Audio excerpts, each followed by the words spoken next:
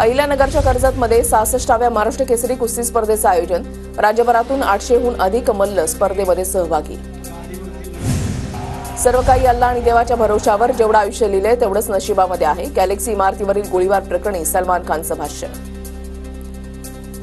आझाद मैदानाचा काही भाग आंदोलनांसाठी राखीव ठेवणार। 1997च्या याचिकेबाबत 2 एप्रिलपर्यंत अधिसूचना काढा, हायकोर्टाचे निर्देश। राज्य सरकारकडून मोर्चांबाबत 28 वर्षांनंतर नियमावली।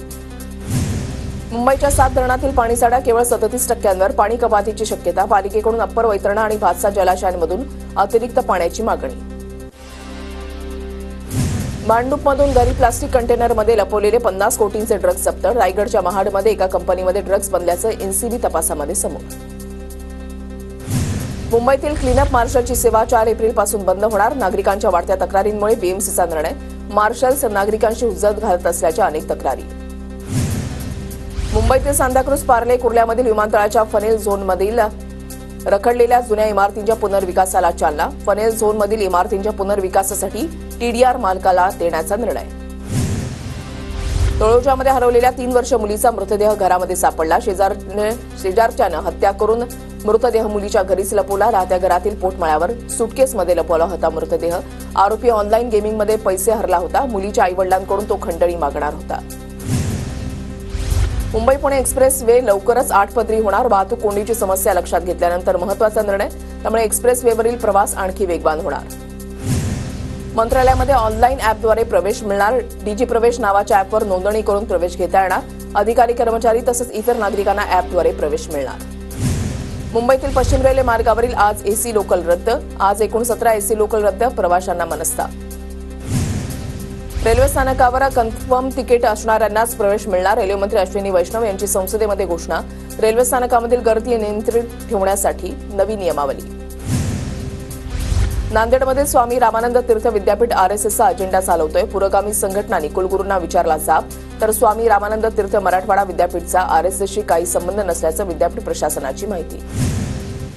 नंदुरबारमधील पाणी टंचाईची समस्या दूर करण्यासाठी जलसंपदा विभागानं लावले बॅनर। नंदुरबारमध्ये पाणी टंचाई, नागरिकांनी पाणी जपून वापरण्याचं आवाहन। अकोला शहरामध्ये वारंवार वीज पुरवठा खंडित। दिवसभरात 5 ते 6 वेळा वीज पुरवठा खंडित। ऐन उन्हाळ्यामध्ये वीज पुरवठा खंडित झाल्यामुळे नागरिक त्रस्त। नंदुरबारमध्ये सुट्टीच्या दिवशी वीज बिल भरणा सुरू राहणार। मोठ्या प्रमाणात थकबाकी असल्यानं महावितरणचा निर्णय। वीज बिल भरणा सुरू असल्यानं आर्थिक फायदा होणार। धुळे जिल्हा पोलीस अधीक्षक कार्यालयामध्ये सण उत्सवाच्या पार्श्वभूमीवर बैठक। पोलीस महानिरीक्षक दत्तात्रय कराळींच्या उपस्थितीमध्ये बैठक संपन्न।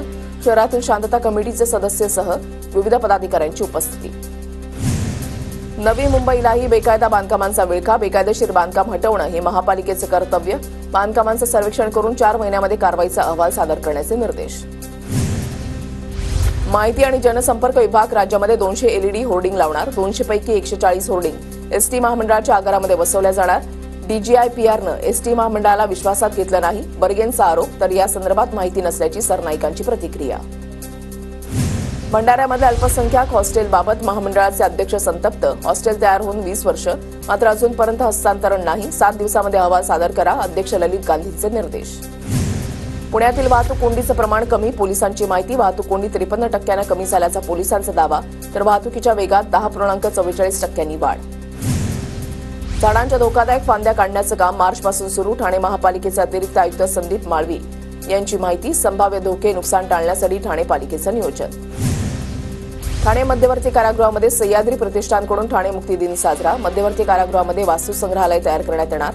आमदार संजय केळकरांची माहिती। पनवेल पोलिसांनी चोरीला गेलेले मोबाईल मूळ मालकांना परत केले। 18,38,000 पेक्षा जास्त किमतीचे 67 मोबाईल हस्तगत, चोरट्यांकडून हस्तगत। मूळ मालकांनी पोलिसांचे मानले आभार। मुंबईच्या दादरमधील शिवाजी नाट्य मंदिराचं नामांतर। श्री छत्रपती शिवाजी महाराज नाट्य मंदिर असं नामांतर। आधीच्या नावामुळे छत्रपती शिवाजी महाराजांचा एकेरी उल्लेख केला जात होता। धुळ्यामध्ये तूर खरेदीसाठी शेतकरी नोंदणी सुरू। तूर खरेदी नोंदणी करता 15 दिवसांची मुदतवाढ। धुळे आणि नंदुरबारमध्ये 13 ठिकाणी तुरीचे खरेदी केंद्र सुरू। नंदुरबारमधील शेतकऱ्यांना शेतीपूरक व्यवसाय करण्यासाठी केंद्र सरकारच्या निधीला राज्य सरकारकडून मंजुरी नाही। शासनानं निधीला तत्काळ मंजुरी देण्याची शेतकऱ्यांची मागणी। नंदुरबार जिल्ह्यामध्ये तापमानाचा भाजीपाल्यावर परिणाम। तापमानामुळे भाजीपाल्याची आवक घटल्यानं दर वाढले। दर वाढल्यामुळे सर्वसामान्य नागरिकांना फटका। भिवंडीमध्ये खाडीतील प्रदूषित पाण्यामध्ये पालेभाज्यांची शेती, कोणी पुलाजवळ पालक, मेथी, माठ अशा भाज्यांची शेती, घाण पाण्यामध्ये भाज्या पिकवल्यानं नागरिकांच्या आरोग्याला धोका. विहिरीमधून तिसरा हंडा पाणी घेतल्यास 100 रुपये दंड. पाणी टंचाईवर मात करण्यासाठी पुण्याच्या खेडमधील परसूल ग्रामपंचायतीचा अजब निर्णय. पाणी टंचाईच्या भीषण संकटामध्ये गावकऱ्यांवर पाण्यावर निर्बंध. सोलापूरच्या करमाळ्यामध्ये प्रभारी उपअभियंत्याला 20,000ची लाच घेताना पकडलं. लाचलुचपत प्रतिबंधक विभागाची कारवाई. प्रभारी उपअभियंत्यांवर गुन्हा दाखल. मुंबई गुन्हे शाखेकडून चेंबूर परिसरातून सेक्स रॅकेटचा पर्दाफाश. हिरालाल चौधरी आणि आफताब अन्सारी या दलालांना अटक. 16 वर्षीय अल्पवयीन मुलीसह 4 महिलांची सुटका. रेकॉर्डवरील तडीपार गुंडाकडून 1 पिस्तूल, 3 काडतुसे जप्त. पुण्यातील सिंहगड रोड पोलीस स्टेशनची मोठी कारवाई. तडीपार आरोपी खंडू म्हात्रे पोलिसांच्या ताब्यात.